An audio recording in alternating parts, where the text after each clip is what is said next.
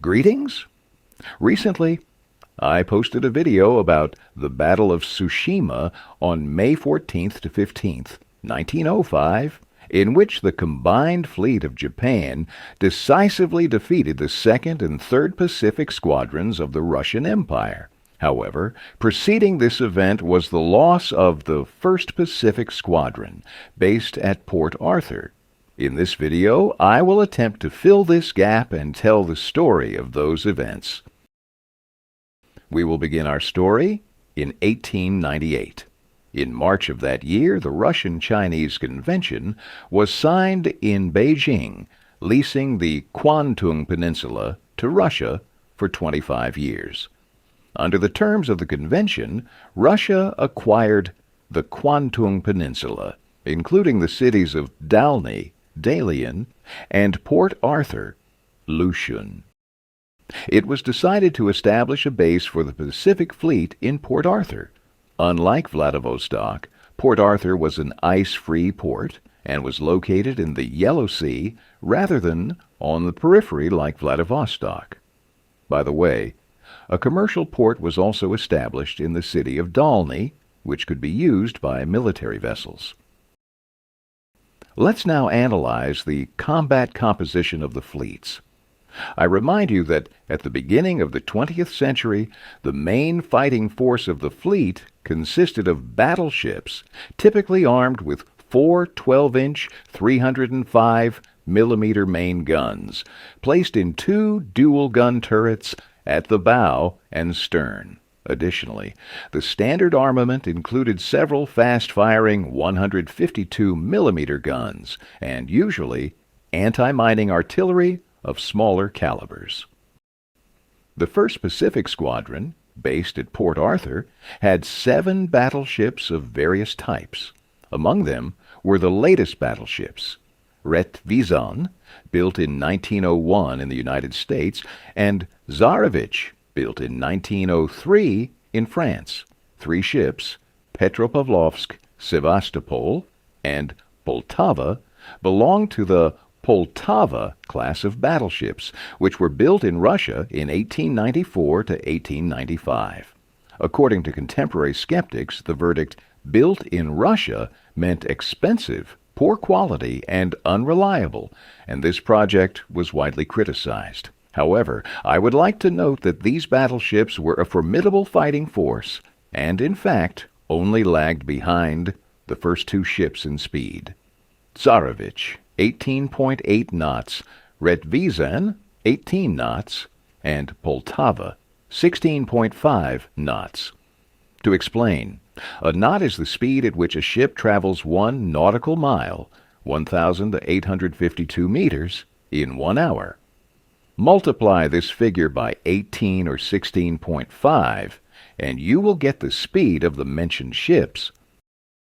And finally, 2 battleships, Peresvet and Pobeda, belong to the Peresvet class of battleships, which were built at the beginning of the 20th century. In my opinion, the design was not the most successful because it combined 2 quite different objectives. These ships were intended for cruiser raids, so their speed was relatively high, 18.6 knots, and their guns were somewhat lighter, with 254 millimeter caliber. But the result was somewhat awkward. These ships were too large and somewhat heavy for cruiser work, yet they didn't fully meet the requirements for line-of-battle engagements. After all, their gun calibers were not the most powerful. Despite this contradiction, the Swords Perevet class battleships were powerful and combat-ready vessels. In fleet battles, armored cruisers could also participate, representing an important element of the fleet. In the Port Arthur Squadron, this class of ship was represented by a single cruiser, Bayan, built in 1900 in France. It was quite fast, 20.9 knots, and very well armed, with two 203 millimeter guns 6 152mm guns, and the necessary smaller caliber artillery. Next, there were 3 first-class protected cruisers, Oscold, Diana, and Pallada. The first of these was built in Germany, had a high speed, 24.5 knots, well-armored decks, and decent armament, 12 152mm guns, smaller caliber artillery, and torpedo tubes. Diana and Pallada were part of a series of cruisers named after goddesses, which also included the cruiser Aurora. These ships were built in Russia in 1897. Their speed was 19 knots, and they were armed with 8 152mm guns. Due to design flaws, they were considered unreliable and unsuitable for combat. Sailors in Port Arthur mockingly referred to these cruisers as Dasha and Palasha. The squadron also included 1 second-class protected cruiser, Novik. It was quite fast, speed of 25 knots, but poorly armed, with only 6 120mm guns. It was built in Germany. The cruiser performed well during the war, perhaps because its first commander was a skilled sailor, Nikolai Essen. The fleet also formerly included the sailing and screw-driven clipper Zabiaka, but this ship was outdated and had no combat value at the time the war began. Additionally, 4 so-called gunboats were part of the fleet: Otvazhny, Gremiyashchi, Gilyak, and Bober. Of these, the relatively new gunboat Gilyak, which began service in 1898, was the most noteworthy, though its combat qualities were unimpressive.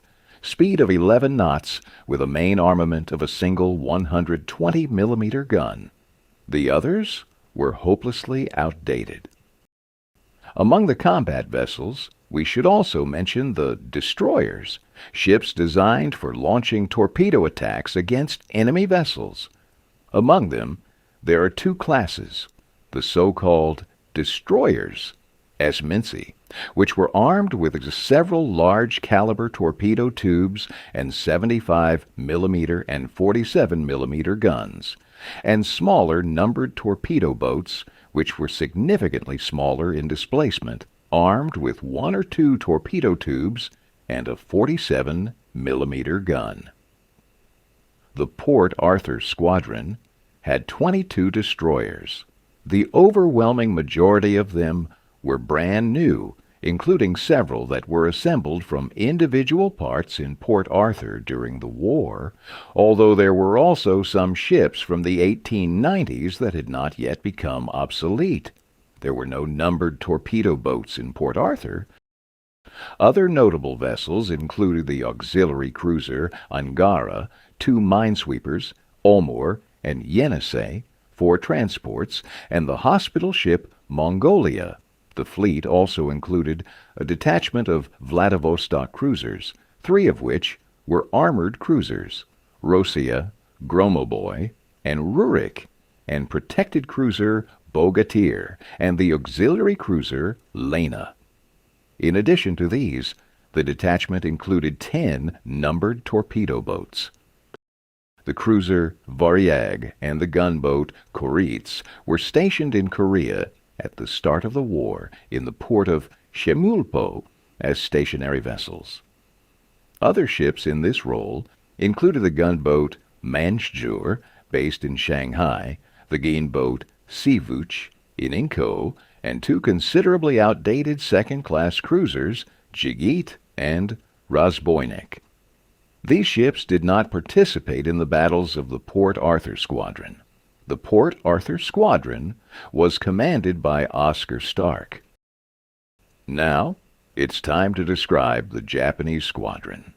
My narrative is becoming quite lengthy, so I will try to limit myself to the essential information. The combined fleet of Japan consisted of 3 squadrons, including 7 combat divisions. Therefore, I will describe the composition of the Japanese fleet based on these squadrons. So, the first squadron of the combined fleet. The commander was Admiral Heihachiro Togo.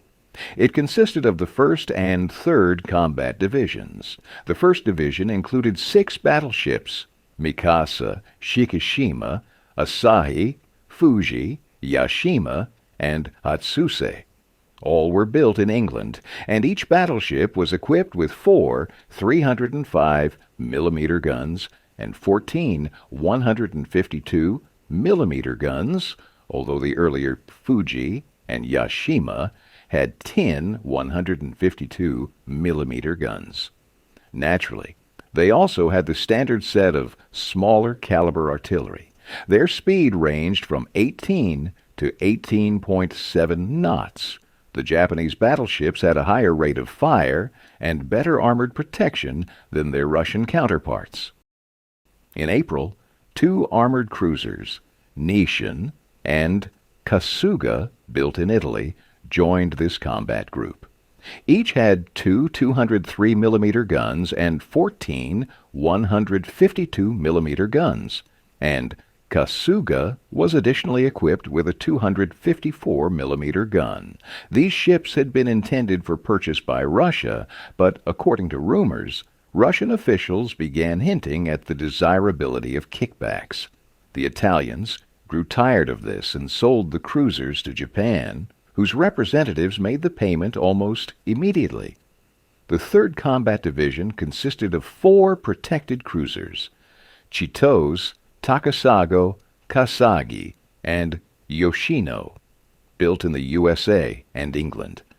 The first 3 were identical in design, speed of 22.5 knots, with 2 203 mm guns as their main armament. Yoshino was faster, 23 knots, but had smaller guns, 4 152 mm guns. As I understand it, these cruisers were not suitable for fleet battles and served auxiliary functions. During the siege of Port Arthur, the 3rd Squadron also acted. The commander was Admiral Chitiro Kataoka. It consisted of the 5th, 6th, and 7th Combat Divisions. The 5th Division included 4 combat ships. Among them was the second-class battleship Chinyen. Japan acquired this battleship as a trophy after defeating the Chinese. Its speed was 15.6 knots, and it had 2 305 mm guns as its main armament.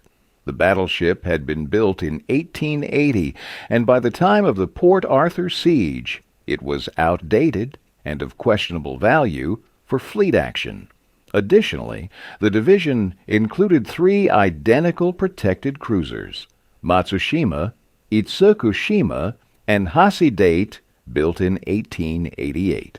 Their speed was 16 to 16.5 knots, and their armament consisted of 1 320 mm gun and 11 to 12 120 mm guns. The main caliber is surprising. It was unusually large for a light cruiser. These 3 cruisers could have been used for convoy duty, but they were unsuitable for fleet engagements. The 6th Division included the armored cruiser Chiyoda and 3 protected cruisers: Akashi, Suma, and Akitsushima. Chiyoda was the first armored cruiser of the Japanese Navy, built in 1890. Its speed was 19 knots, and its armament was weak, 10 120 mm guns.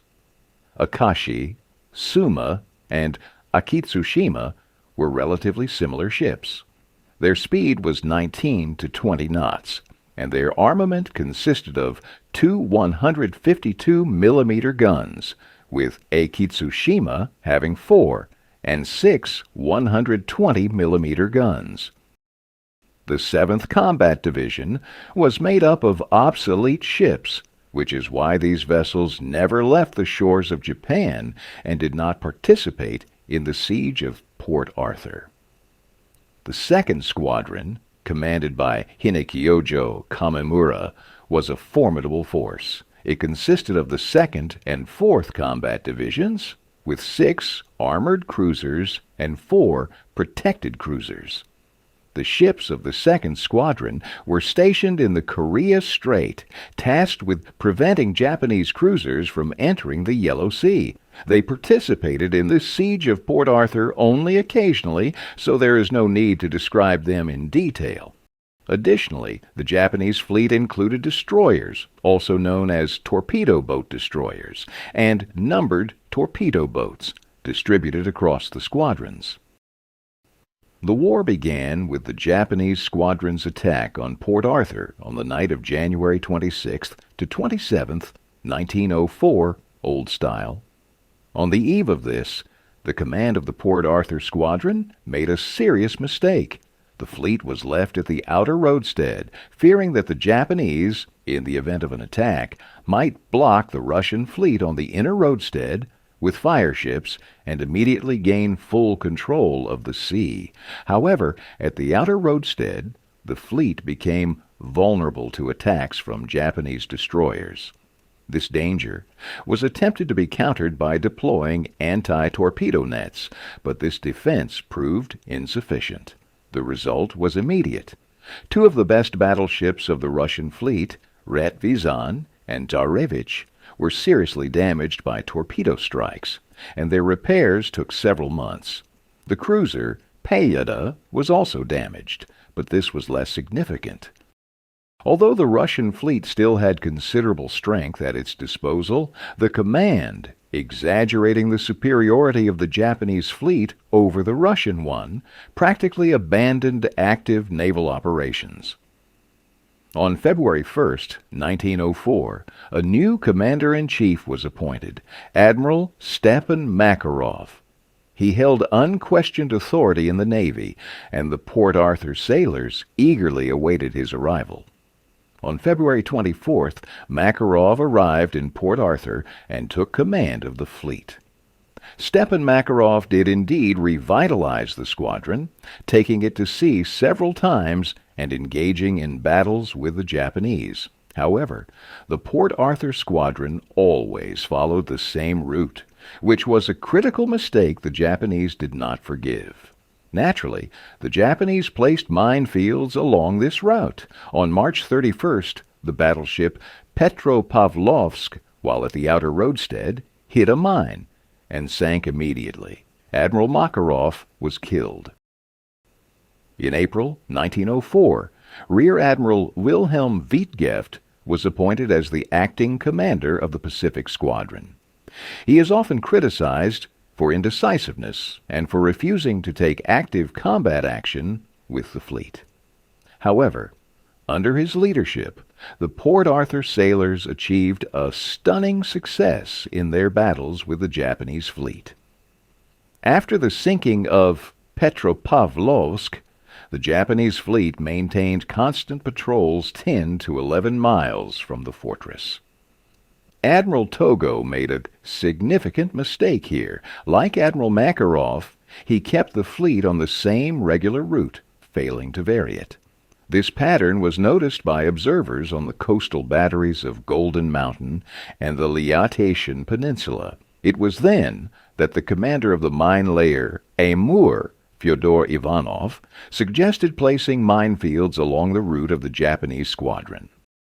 Admiral Wittgeft allowed the placement of mines, but only in Russian territorial waters 8 miles out, fearing to lay them in neutral waters. Ivanov, it is said, disobeyed orders and laid the mines exactly where they were needed. Whether it happened exactly like this or not, the following day, May 2nd, 1904, during another Japanese raid, the battleship Hatsuse hit a mine. It remained afloat, but soon struck another mine and sank instantly.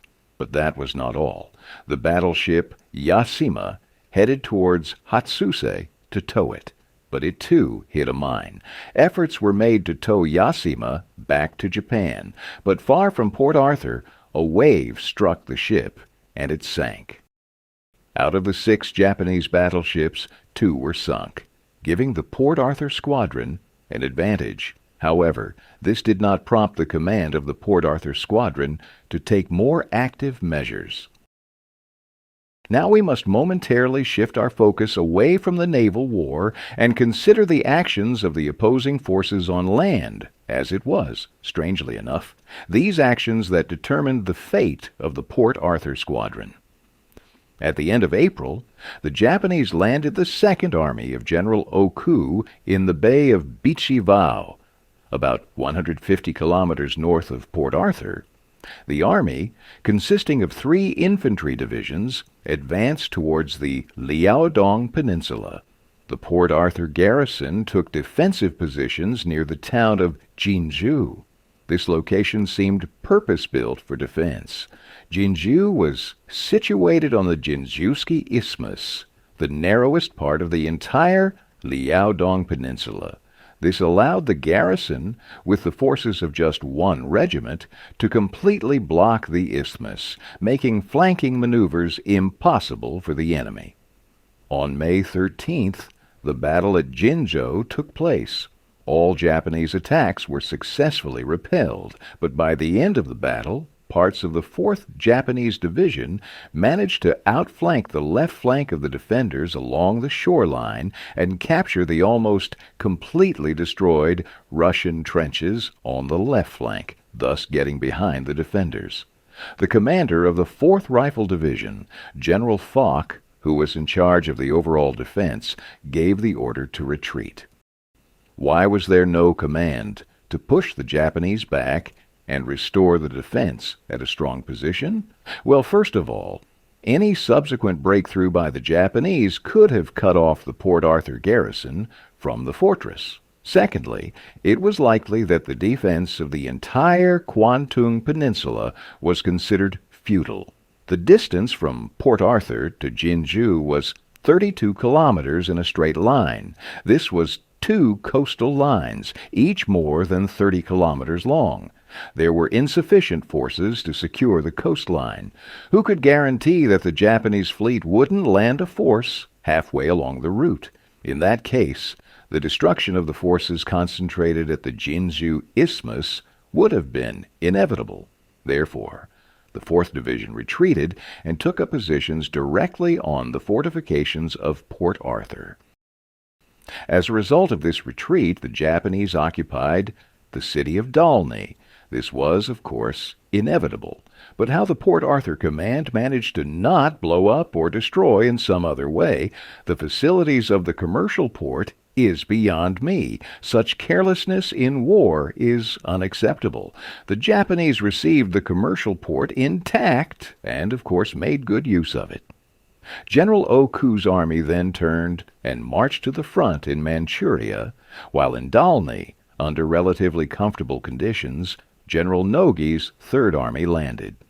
This was a siege army specifically tasked with capturing the fortress of Port Arthur. The situation for the Port Arthur Squadron was gradually becoming dire. On June 10th, the Japanese siege artillery began bombarding the ships moored at the inner anchorage of Port Arthur with 120mm guns. During the shelling, the battleship Retvizan was seriously damaged. The continued presence of the fleet at Port Arthur became very uncomfortable. Thus, on July 28, 1904, the Port Arthur Squadron sailed out to sea with the goal of breaking through to Vladivostok. All the combat ships of the squadron left, including Retvizan, which had been damaged. The only ship left behind in Port Arthur was the cruiser Bayan, which had been mined. Togo, in turn, gathered the ships of the 1st, 3rd, 5th, and 6th squadrons, along with 18 destroyers and 30 torpedo boats. However, the outdated ships of the 5th Squadron played no significant role in the battle. The ships of the 2nd and 4th Squadrons remained on duty in the Korean Bay. The ships of the Port Arthur Squadron sailed in a column with a speed of 13 knots.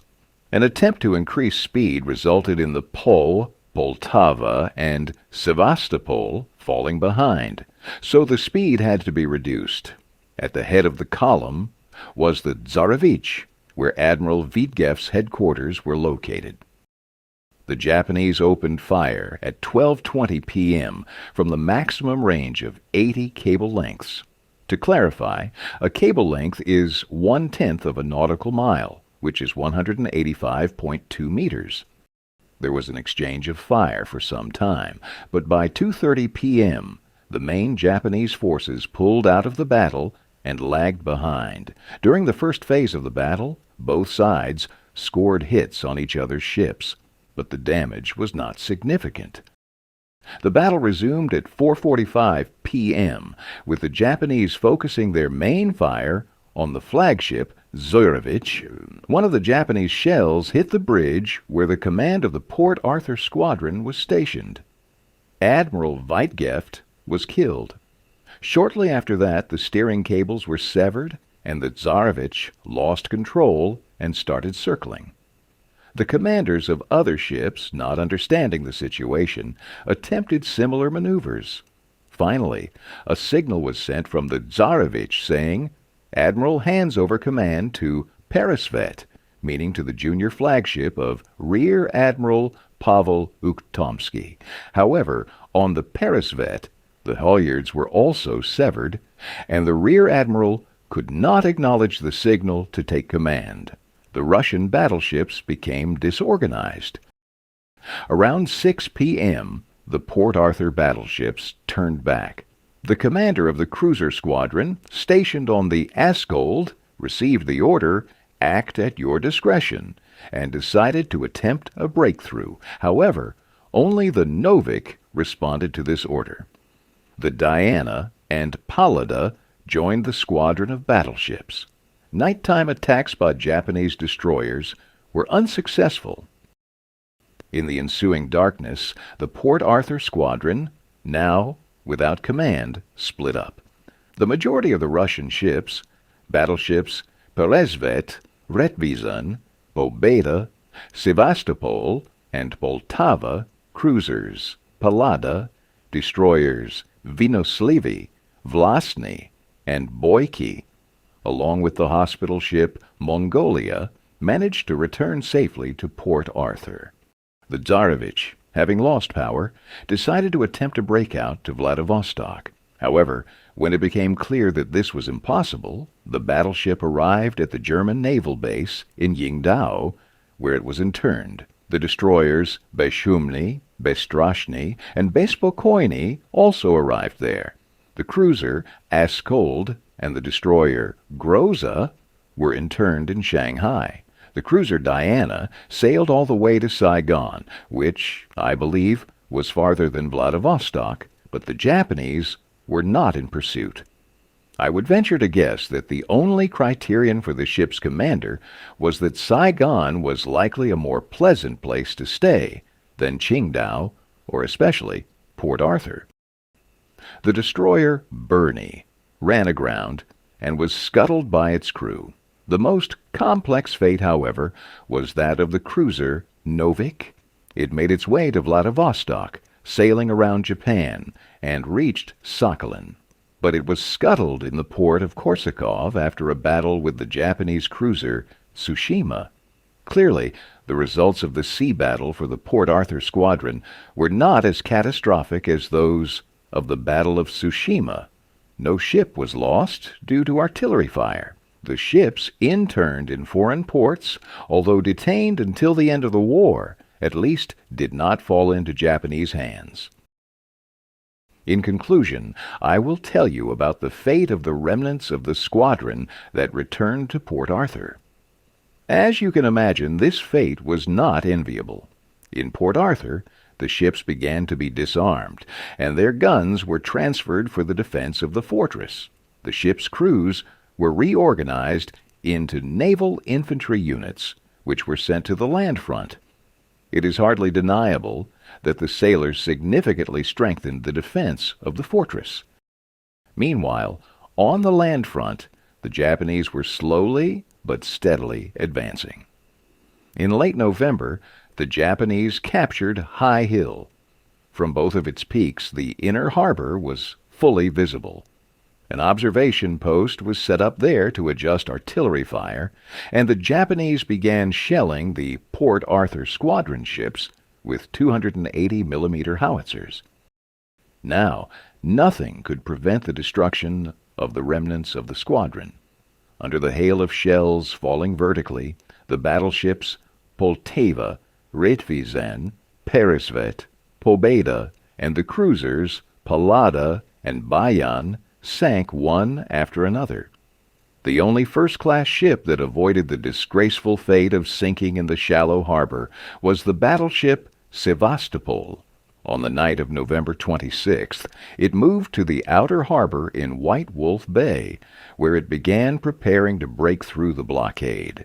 To prevent this, the Japanese launched several torpedo boat destroyer squadrons, which continuously attacked the battleship for several days. One of the torpedoes hit its target, and Sevastopol suffered a massive breach. It was impossible to seal it, and the battleship was scuttled. This is how the Port Arthur Squadron met its end. That concludes my story. Goodbye.